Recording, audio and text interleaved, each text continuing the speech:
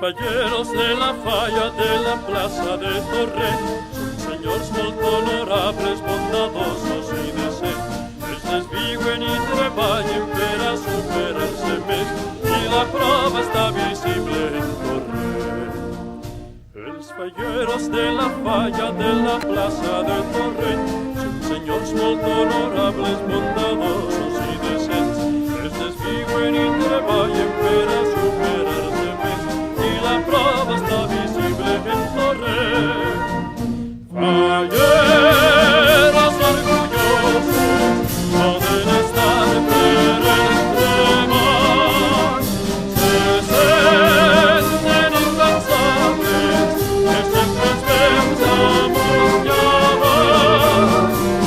L'artista que eixa planta venga lograr per son talent.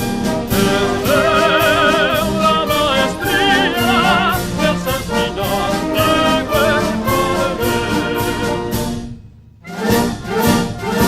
ja ho tenim un any més, Sant Josep, ja veurem si este l'any els fallem. Poquets anys són els que s'han lliurat de guanyar o de molt o poquet. Falla avant i en tota la il·lusió els fallers seguiran treballant, tant si plou com si no plou, millorant la tradició.